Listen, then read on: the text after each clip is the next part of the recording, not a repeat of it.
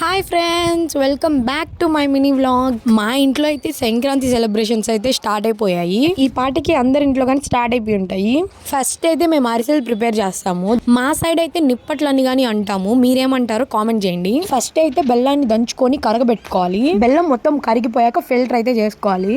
ముద్దగా వచ్చేంత వరకు పాకాన్ని అయితే ఉడకబెట్టుకోవాలి. తర్వాత పాకం అయితే దించేసి వేయించుకున్న బియ్యం పిండిని అయితే కలుపుకుంటా ఉండాలి. కలపాలంటే చాలా ఎనర్జీ ఉండాలి. అందుకే మా డాడీ అయితే మిక్స్ చేస్తున్నాడు. మరీ ఎక్కువ పిండి గానీ వేయకూడదు, మరీ తక్కువగానే ఉండకూడదు. మీడియం గా కలుపుకోవాలి పిండిని. పిండి అయితే మిక్స్ చేసుకున్నాక పైన అయితే ఆయిల్ వేసుకోవాలి. కొంచెం పిండి తీసుకొని గ్యాస్ మీద అయితే పెడతాము వినాయకుడికి. మా అరిసెలు అన్ని బాగా రావాలి అని చెప్పి ఆయిల్ బాగా హీట్ ఎక్కాక అరిసె అయితే వేసుకోవాలి. అప్పుడే పొంగుతాయి అనమాట. ఆయిల్ నుంచి తీయంగానే ప్రెషర్ మీద అయితే వేసి ప్రెస్ చేసేయాలి. అప్పుడే ఆయిల్ వచ్చేస్తుంది బయటికి. ప్రెస్ చేసేసాక గడ్డి మీద వేసేయాలి. అప్పుడే ఆయిల్ అబ్జర్వ్ చేసుకుంటాం. ఇంకా అవ్వలేదు. నెక్స్ట్ వీడియోలో కలుద్దాం. Bye friends.